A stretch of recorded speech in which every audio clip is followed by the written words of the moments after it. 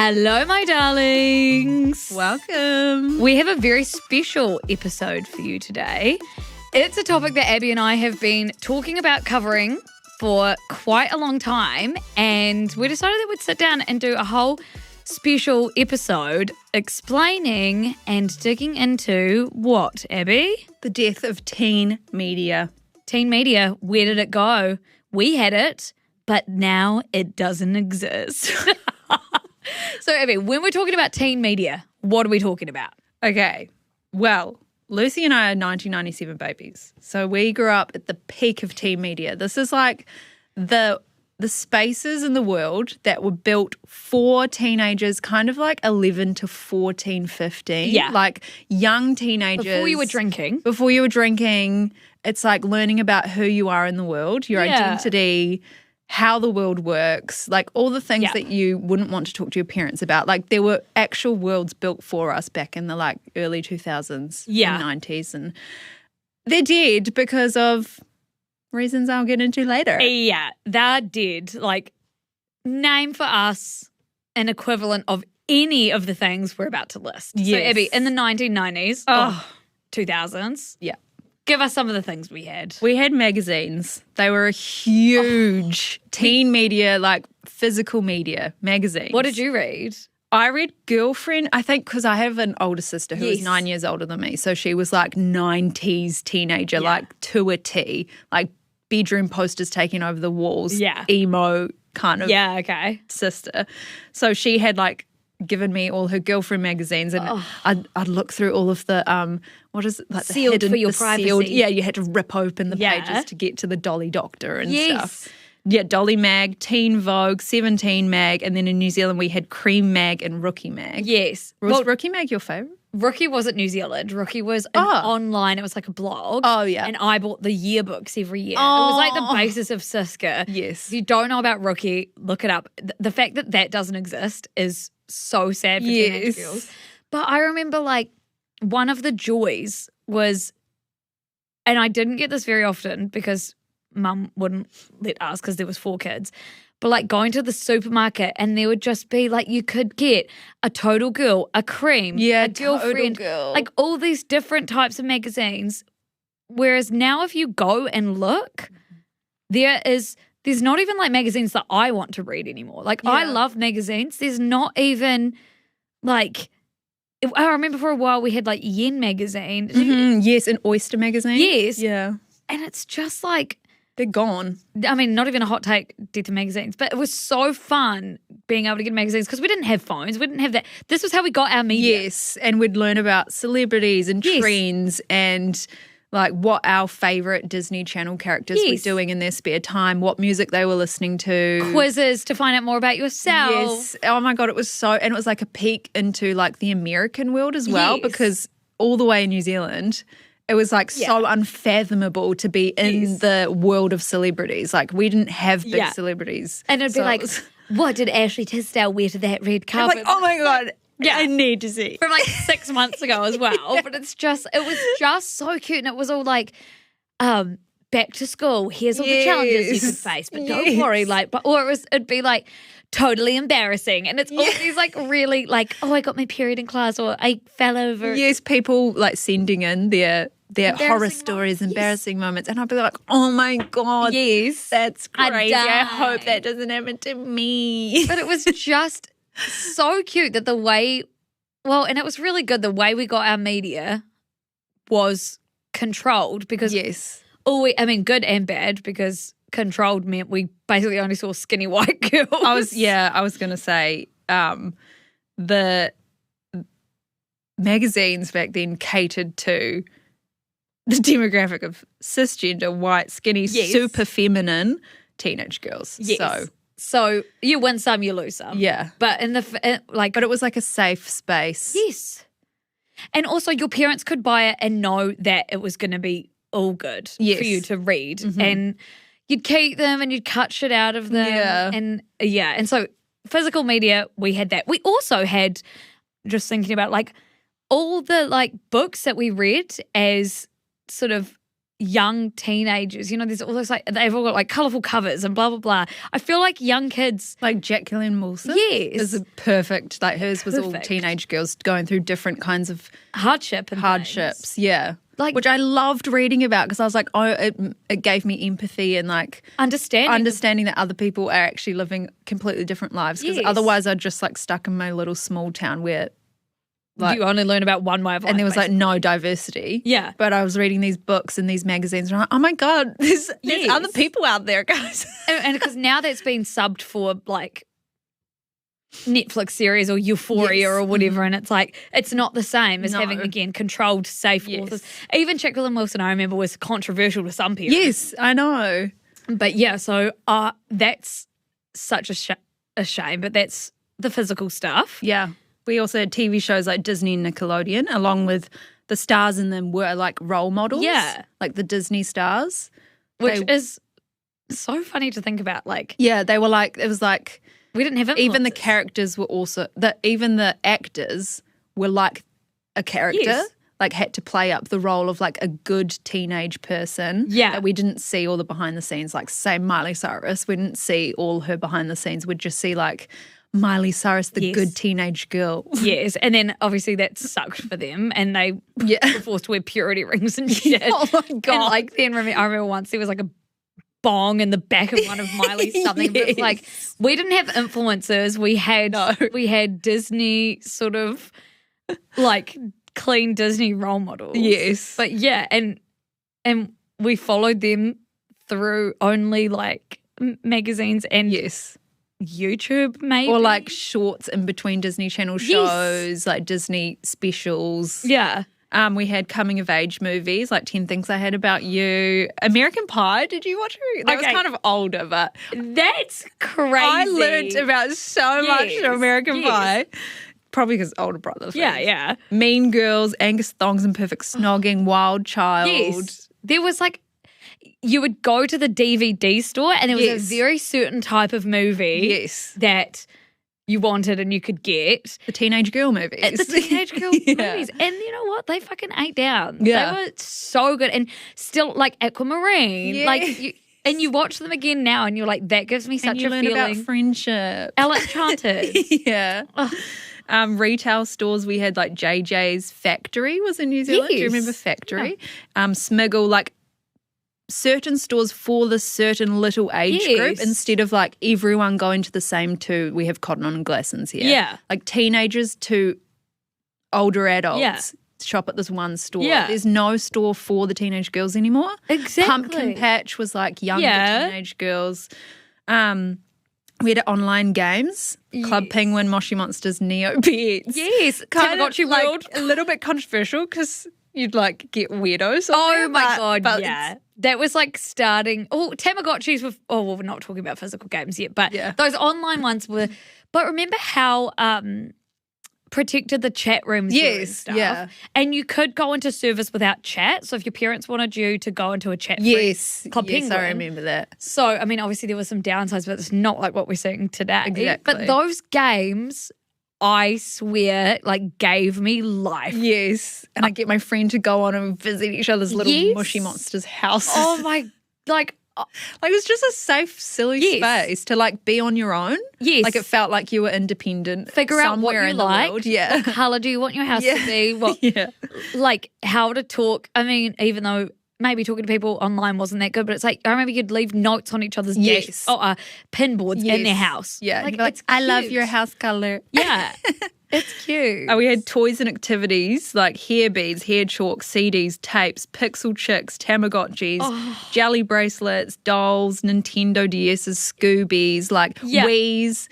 It was all like Wii's. Yeah, no, it took me a while to be like, I know, sorry, Nintendo Wii's. Yeah, but it was just this era of like these things were made for us. Yes, it was a big market. Our parents knew it, so they knew what to buy for us. Whereas I remember last year at Christmas, we were trying to buy something for my like 13-year-old cousin, and my mum was just like, "What? No, fuck?"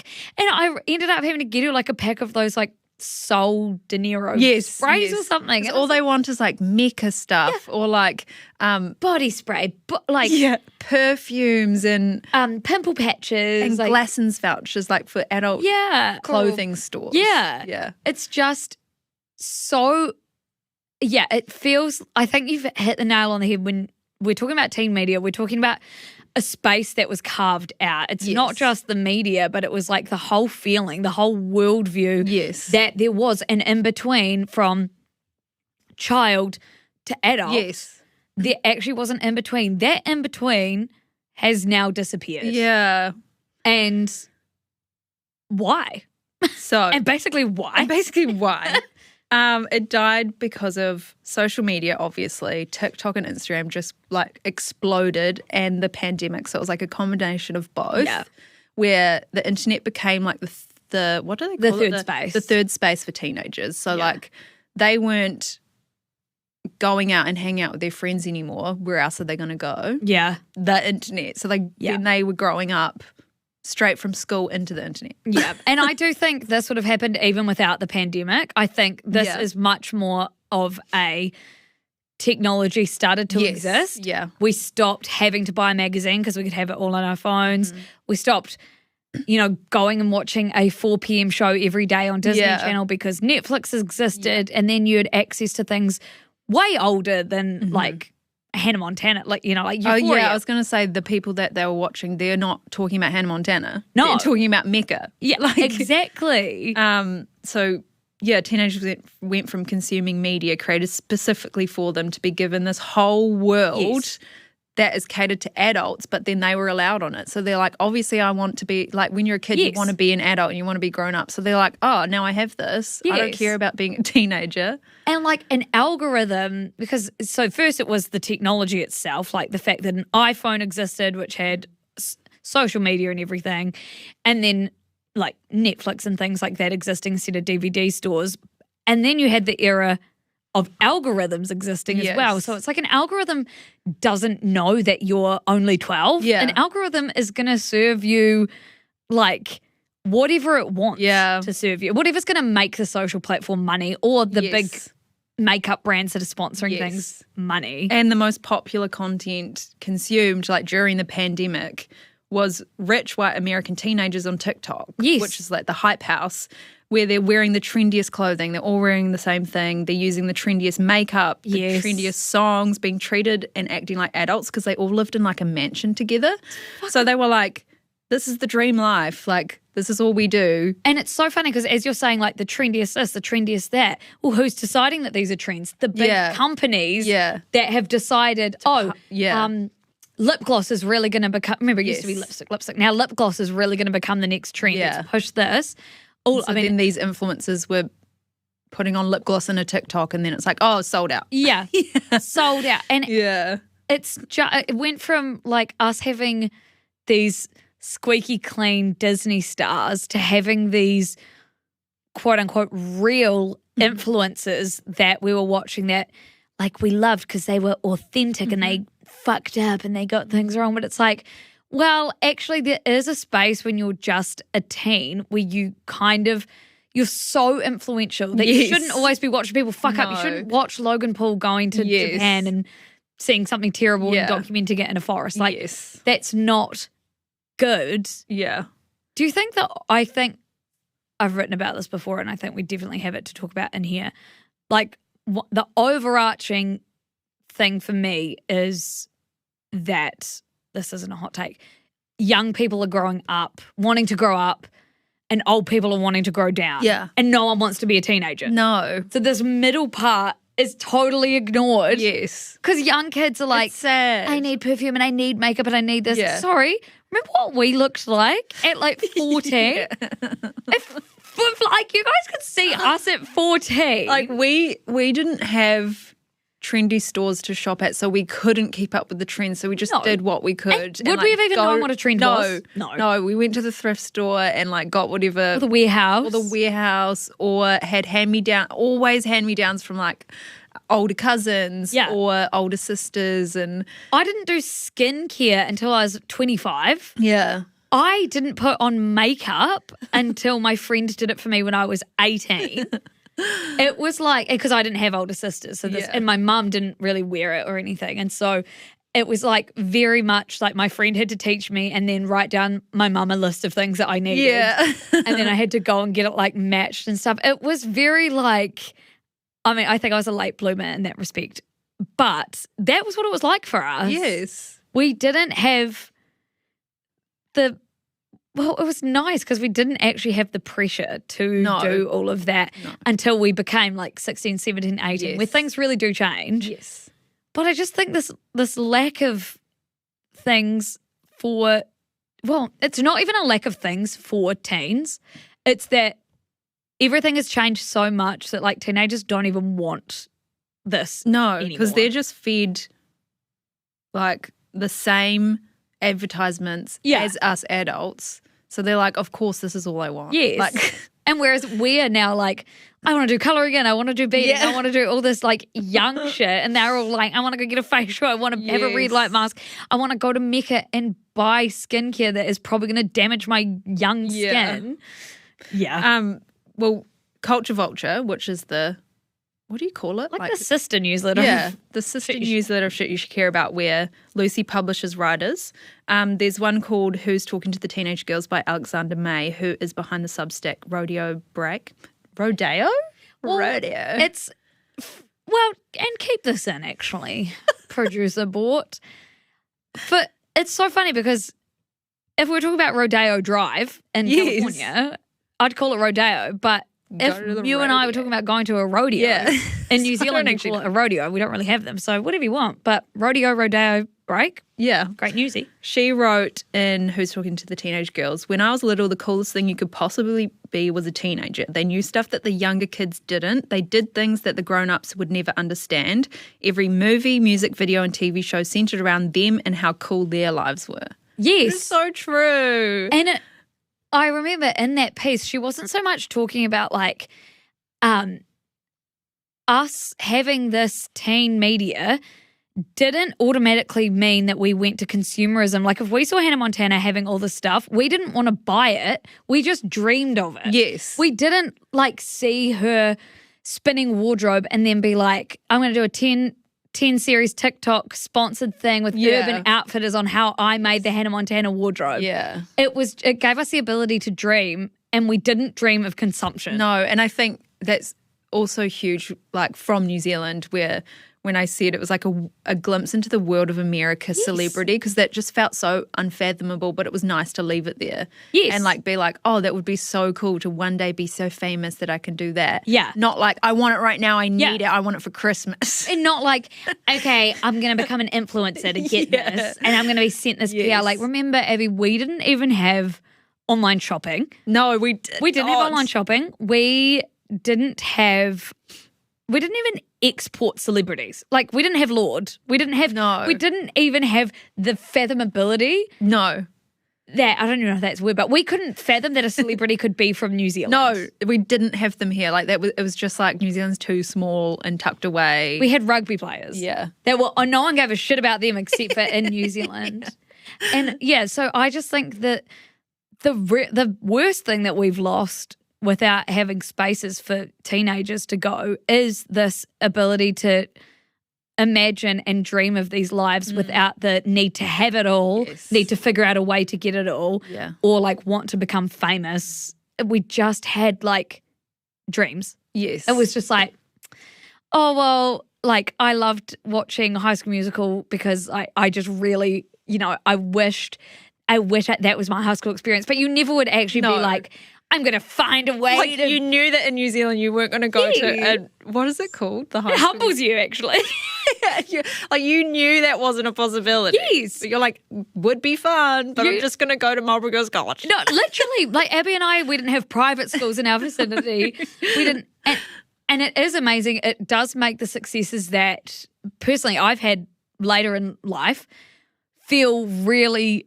crazy because like as a kid you don't even dream that like when Abby and I went to Texas and we were seeing celebrities like Nick Jonas right there. Yes.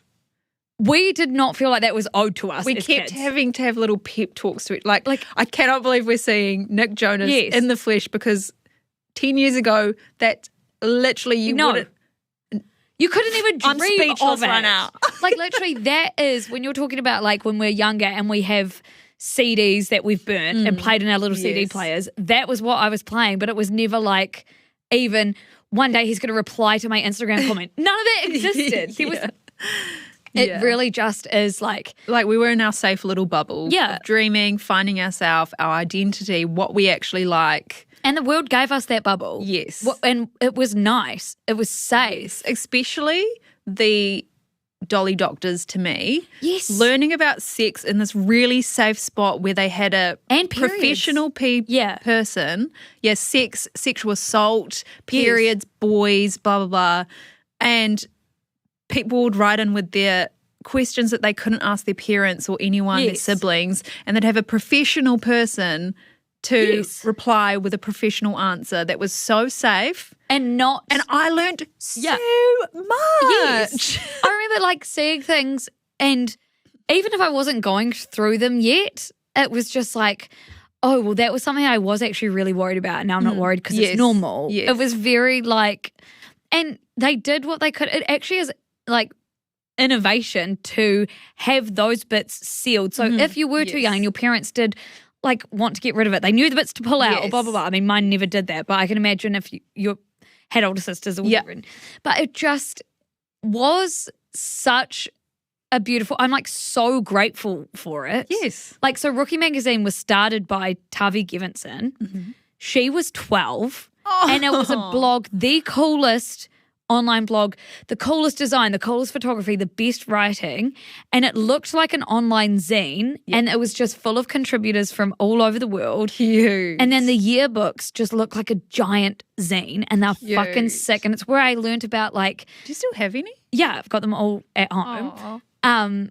Like it was where if you felt like you're a bit different and you started to care about like feminism or things like that, there would be like interviews with like when Lorde was really young, they did an interview with her or like the Virgin Suicides, there was like a photo shoot based on that. And then I was like, what's this? And you just learned about all this cool stuff in a safe place. Yes. And this was this young girl that started it for other young girls. That's really cute. Everyone should look that up. It's like the best thing that the internet I think has ever When did it produced. stop? Like the same as all the other teen medias? Just when we grew up, it couldn't get funding anymore, and Tavi like was our age and no longer like she wasn't interested in doing advertising.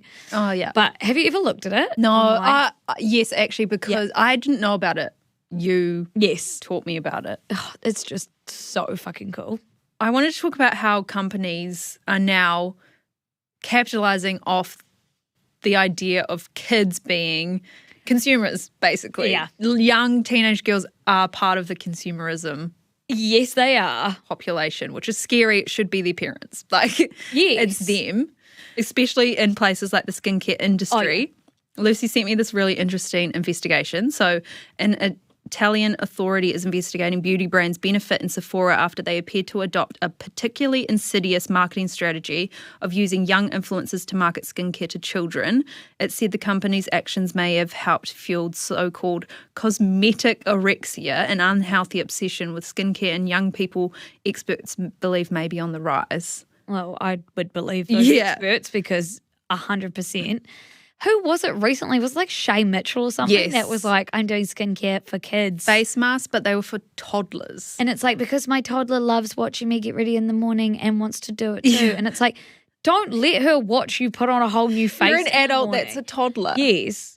Like, we don't need toddler face masks, babe. You're just trying to get really money. Controversial, Yeah. And then she says, like, the things in it are just natural, like blah, blah, blah. And I'm like, awesome, then everyone can have access to them without them being in this product that you have to buy. Yes, exactly. The investigation centred on possible unfair commercial practices linked to the premature use of adult cosmetics, including encouraging the compulsive purchase of face masks, serums and anti-aging creams to children under the age of 10. So like this is... Anti-aging what? So you want to be 0? Yeah, like why why are you marketing your products to kids? Oh, it's just so gross because it's like the people at the top know exactly what they're doing. Yes. And they're probably in their board meetings going, and how can we get them younger? And they market it like, well, don't let them use the adult stuff. We'll create this like younger stuff. Don't. And being like, it's good for them. And it's like, no, it's good for you and your bottom line. Yeah, you're just creating another skincare line under your $1 billion skincare line. Yes. And like all these people, and this isn't, like we had a similar thing in magazines and TV shows and things like that. It's always been like, who profits off making you feel insecure? It's always the same people. And we had it, but we had it on a much smaller scale. And it would be like, again, maybe we had a page in a magazine of like all the best lip glosses. And it was like baby lips and like stuff like that, or lip balms. And you just, the only thing you would have to show your parents would be like that, or like the Scholastic book fair books, and you'd like circle one of them. Well, it wasn't like, let me go on this wish list app and add all the things I've saved from TikTok. Yes. And retinol send it to my mum. Retinol. Anti-aging serum and night cream. No. And Abby and I will do a deep dive on the whole aging situation in the world right now, because we feel like we're going to be the two spinsters that have just let our faces be normal, and everyone else is going to be like, and everyone just going to be like drooping normally. Yeah. So that's a whole nother thing. But I mean, I dare say these kids without teen media, it will probably be like as common as it is to go and see the dentist will be like as go and see your Botox therapist, your beauty therapist or something. It's honestly, it's terrifying. And like, I'm so grateful we got out of that alive. We got the last good years. We did. I know. We got the teen media peak. We did. So yeah, we believe young people deserve their own media. Yeah, 100%. A safe space to learn. I did want to not acknowledge some media that is targeting teens. Okay. So Heartstopper was a really good one. So well and done. I love it so much. I cry well so much. Sex Education TV show. So well done. Again, really well done. And W Magazine have just announced a new magazine called Double Youth, which is an upcoming teenage sister publication rooted in W's rich archives and thoughtfully reimagined for a new generation. I'm actually excited for that. Yeah. I'm excited because of Sofia Coppola. Yeah, so it became a thing through Sofia Coppola and Sarah Moons, where we were thinking about the magazines we grew up with when we were teenagers. They were so influential and shaped all the things we were obsessed with. We want to bring it back, but for today, through pop culture experimentation and physical media, inspiring the next generation on style, beauty, fashion, in the perspective of W Magazine. And it has contributing editors Sofia Coppola and her teenage daughter, Cosima Croquette. Oh, Cosima.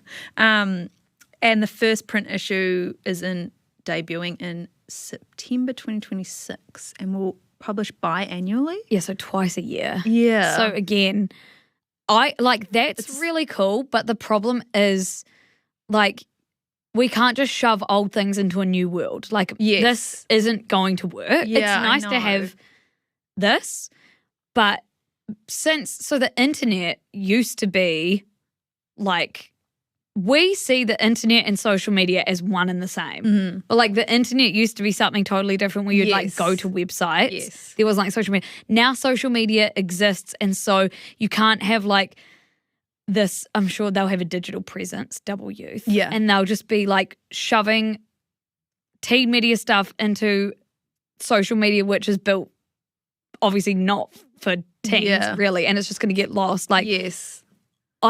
It's so good that it exists, and I will read it. Like, I want to read that. Even though it's not for me. I want to see what they're doing. But I'm just like, I weirdly don't feel hopeful that old things are going to bring this. No, because if you think about the teenagers, like a 13-year-old girl now, why would they buy a magazine when they can get everything that's going to be in the magazine on TikTok the day it happens? Or like, I know. So it's like they're not going to do that. I know. I was trying to think about like what could fix this. I know. And everyone's trying to think about what could fix this. And it's like, blah, blah is like Reese Witherspoon has started Sunny, a youth-focused brand. And it's like, a youth-focused, like, what is it actually doing? It's probably just going to, or like, blah, blah has signed on to do a new 12-episode TikTok series on blah, blah, blah. And it's like these things that are just existing within the same system aren't going to fix the system. Like they're not going to. And the only thing that I could think of was how,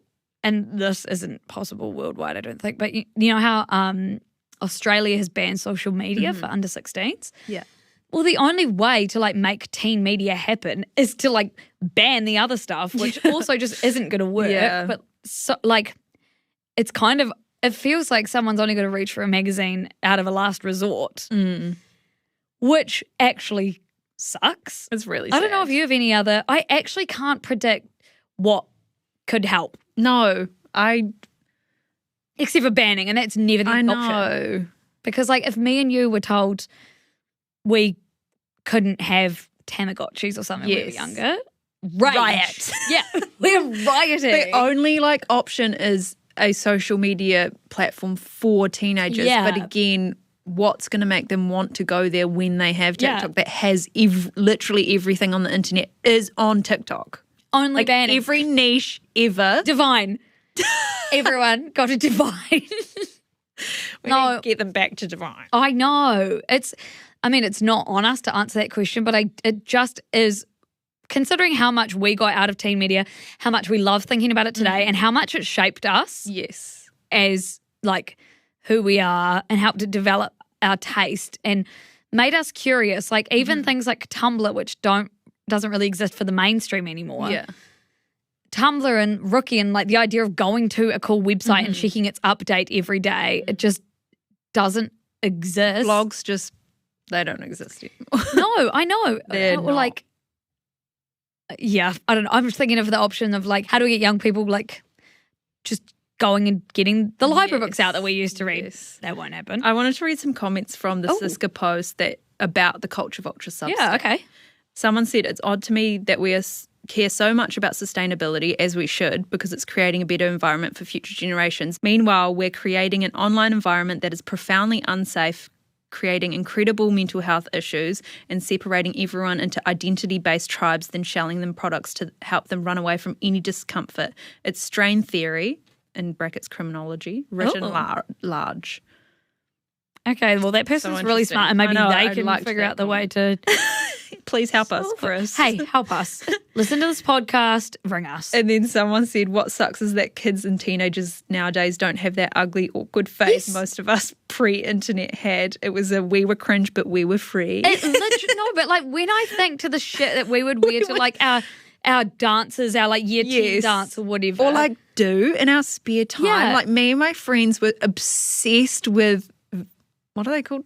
Handheld cameras. Yes. Would take our parents' handheld camera, go to the park, go to the forest, and just make I'm not even the weirdest home videos. Yeah.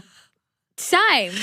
I was gagged. Like, it made us creative. It was like, oh, you're bored? Okay, go to a photo shoot in the park.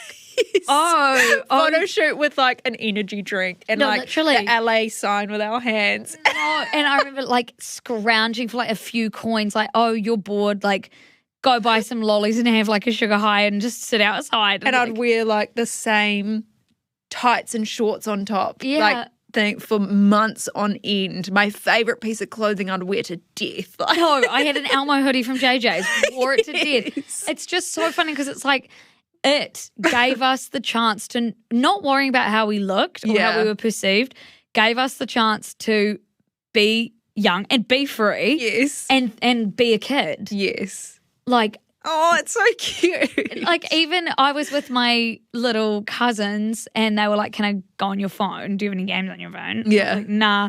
But then I was like, I actually wanted to see what they would do on there. They went on TikTok, searched up slime videos, slime ASMR. I was like, what the fuck? Yeah. Guys. Like I was watching like the middle of the Disney Channel ads where it was like Disney Channel around the world and it was like someone show me the food they ate in their country on an ad. I always remember the bento box? No, the mango one. Yes. Who was the girl that did it? Brenda Song. Brenda Song. And she did the like, yes, this is how we eat mangoes in this country. Yes. Blah, blah, blah. And then she's like stepping into the next country. No, it's just like, yeah. So if anyone then has sort of a way we can rewind. Let us know. But it is so funny because that's why we're seeing like people our age going back, doing nostalgic things and all these reboots for things that are nostalgic for us is because it actually was a better time for us. Yes. Whereas what are these teenagers going to be nostalgic for? Time on my phone in bed. Well, it's literally TikTok dances. Like that's oh my God, I'm so nostalgic where's for the Super Lonely. creativity and Yes. your identity that you had back then, and it's really sad. Like young people, get yourself a journal, get a password journal. Password journals. Start spending time on your own. It really is. I don't know what to do about it. Yeah, I'm that's scared. really sad. Teen media is dead. Teen media is dead. How can we revive it? Let us know. Yeah, let us know in the comments, and also let's link to that really good piece by Culture Alexander Vulture. Yeah, in the show notes. But also let us know what other deep dives you want, because this is really fun for us. Yes. Like being able to go into the nitty-gritty of something. yes. And to talk about how, yes, us 90s kids really did have it so. Like, we had so much shit, but also kind of had it really good. Yeah, we did. So I'm sorry to all your 2020 babies. Thank you for listening, as usual, everyone. Come find us everywhere on the internet. We were not shadow banned. Bye, guys. Love you, bye.